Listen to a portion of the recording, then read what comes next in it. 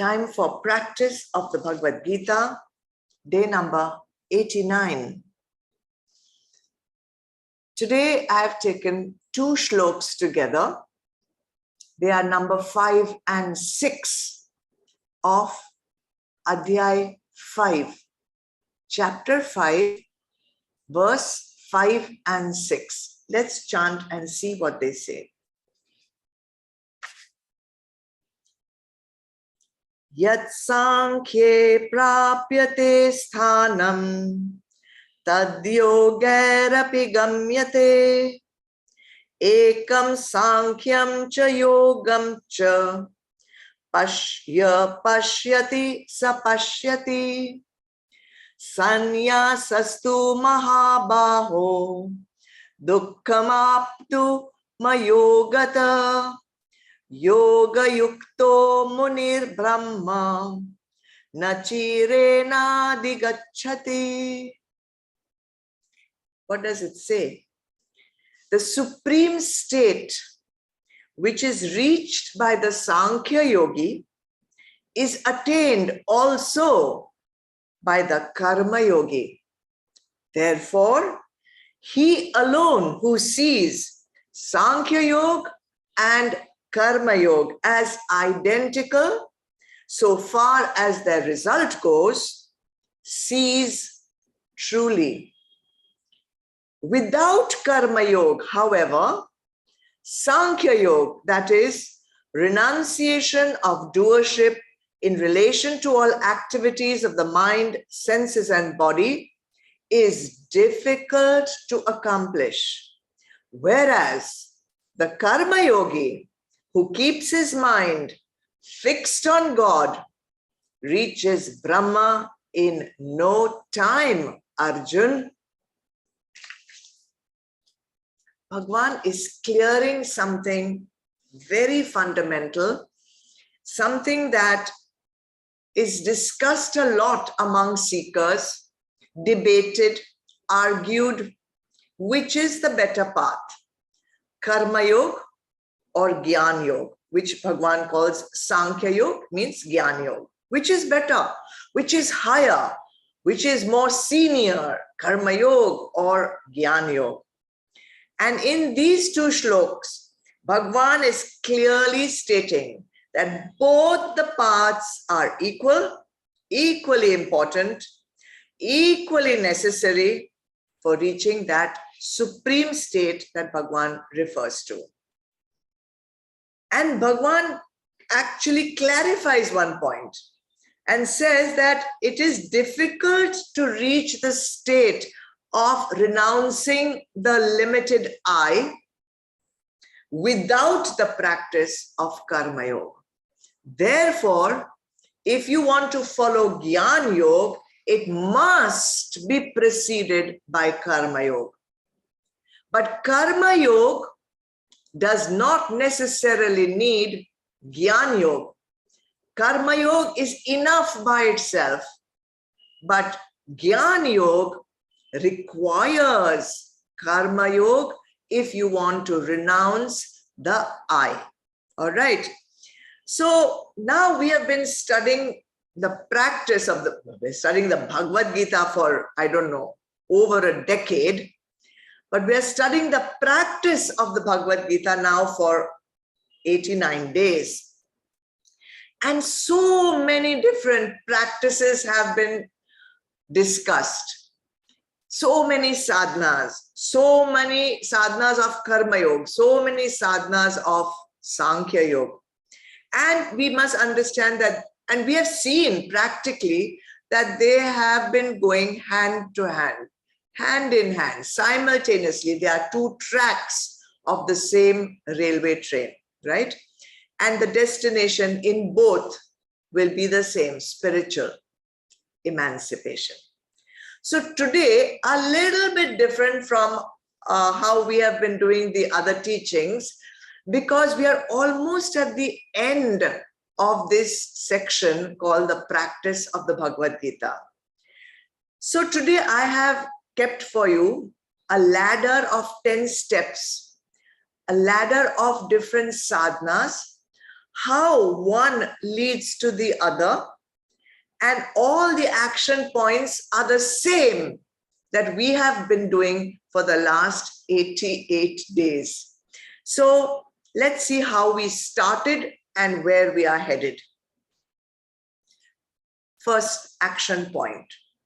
We have to clean our antakaran before we do anything else. There is a lot of avguns, a lot of mal, a lot of vikshepa that we have been collecting over lifetimes. That has to become clean before we can do anything else. So what is the sadhana? The sadhana is to become aware of our negative avguns, our negative tendencies, and we have to convert them into good qualities, sadguns, right? For that, we have discussed we would need dhriti, determination, because it is not so easy, as you all know already, to convert a negative tendency into a positive one.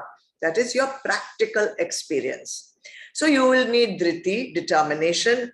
You will need titiksha, forbearance, because it will be uncomfortable to change. So you will need that.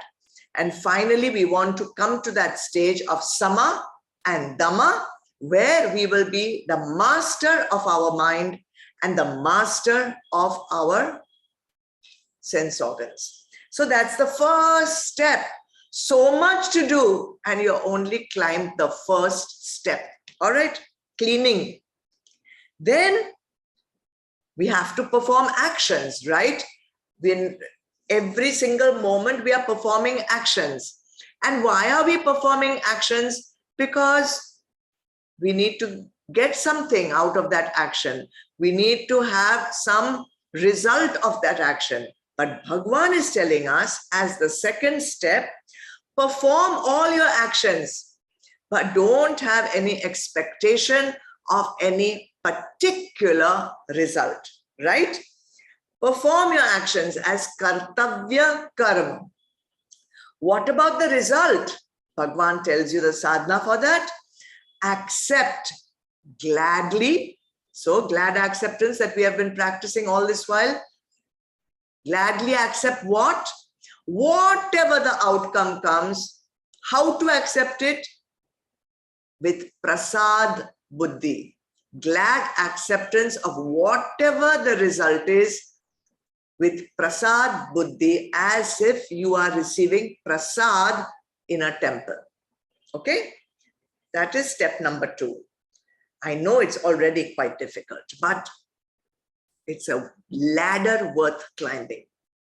Third step. You know that we all have gunas. Everything in the universe is made up of 3 gunas, sattva, rajas, and tamas. And whatever action we do, whatever word we speak, whatever thought we have, whatever desire we have, is always going to be colored by the predominant guna at that particular moment. So what's the sadhana? The sadhana is to recognize your predominant guna.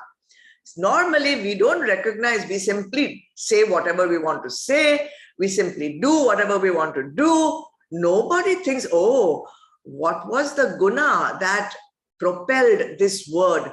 What was the guna that propelled this action? So be conscious of that, and then convert all your actions, all your words, all your thoughts, all your desires. My gosh, that's a lot of work. What do I convert it into? Sattvic action, sattvic word, sattvic thought, sattvic desire, right?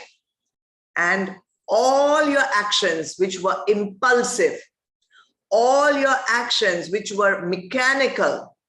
Impulsive means rajasic, mechanical means tamasic. All those actions, convert them into deliberate actions. Think and act. We have only done 3 steps of the 10 steps. 4. Now, whenever you do an action, this is a difficult one. This is a difficult one because we are going now into Gyan Yoga. Consciously perform your actions, knowing, being aware that it is the body that is performing the actions, right?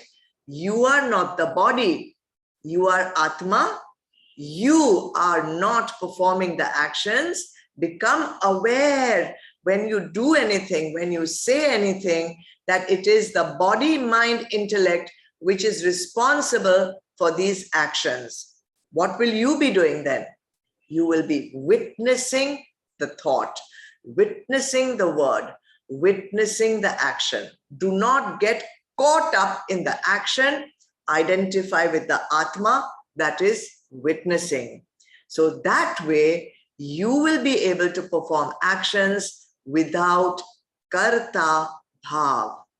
So, see how karma yoga and jnana yoga are going hand in hand. You cannot be witnessing without karma yoga, and you cannot be witnessing without jnana yoga. Both are required. When you are able to do that, it becomes very important to sit in the sanidhya of a guru, and that becomes number 5.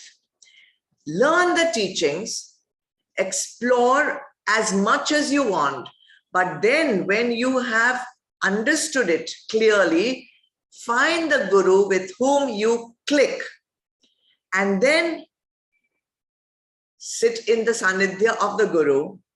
The guru should always be chosen from a lineage, from a guru shishya parampara. That is the authentic knowledge that you will get. Don't go by other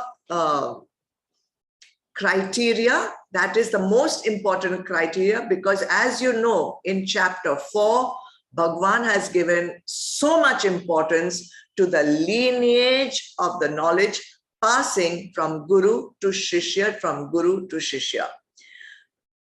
In the sanidhya of the guru, then do shravan. And do shravan, listening, in the correct technique as Bhagwan has prescribed in Shlok 71 of the 18th Adhyay that we have already done. Shravan, just sitting and listening, does not constitute Shravan. It has to be done in the correct technique. So do that technique. Now you've done Shravan. Like yesterday, the 6th step will be Manan. After Shravan comes Manan. Revise the notes that you have taken. Contemplate on those notes and now see how this teaching applies to your particular life. You see how we are progressing one by one. This is a beautiful ladder, and if you just stay with this ladder, there's no doubt that you will reach the top of it. So number 6 is Manan after Shravan, where you are planning on applying the teachings in your particular life. Now, to be able to apply these teachings, you need number 7. And number 7 is Samarpan Bhav and Shraddha. Without Samarpan Bhav and Shraddha, there is no way you will be able to apply these teachings in your life. Yeah? All students claim they have Samarpan Bhav. All students claim they have Shraddha. But the true Samarpan Bhav and the true Shraddha can only happen when you are actually implementing the teachings in your life. Otherwise, it is just superfluous Samarpan and Shraddha. If it is not being applied in your life, you have no Shraddha and you have no Samarpan Bhav at all. So this is a very, very critical step, number 7, Samarpan and Shraddha. if you are actually in Samarpan and Shraddha, number 8 will become very easy and possible. And what is that? The true importance of the Mahavakyas will become a default setting in your mind. And we want the Mahavakyas to become your second nature, default setting. You don't have to think about it. Even in your sleep, if someone were to pat you and wake you up, that Mahavakya would come directly in your mind, right? So now, when Mahavakyas become your default setting, your sattvic actions, which were your deliberate actions, will now become spontaneous actions. You will not have to deliberate to do correctly. Spontaneously, you will be able to do the right action. Then, the most beautiful step, number 9, Nididhyasan. Nididhyasan can only happen in the Sanidhya of a Sadguru. The Sadguru will be able to lead you into Nididhyasan, which is concentrated meditation practice. And this can only happen when there's absolutely zero disturbance from within and absolutely zero disturbance and confusion from outside. Then the Sadguru will lead the Sad Shishya, the Yogya Shishya, in Nididhyasan. And through Nididhyasan, you will reach the 10th and the topmost step, which is self-realization. As we discussed earlier, the fire of knowledge will get ignited within you. And in that fire of knowledge of yourself, of who you are, of your true identity, you will be burning your ahankar. You will be burning your karma. You will be burning your vasanas, finished, burned to ashes, never to rise again. You will then know who you are truly, not through books, not because your guru told you, not because you saw a video, but it will be your direct experience. This is the journey we are on. 10 steps of the ladder. You can check yourself where you have reached, which step needs to be climbed, because soon we will be putting an end to this practice because everything has been given to you already to practice it. Let's chant.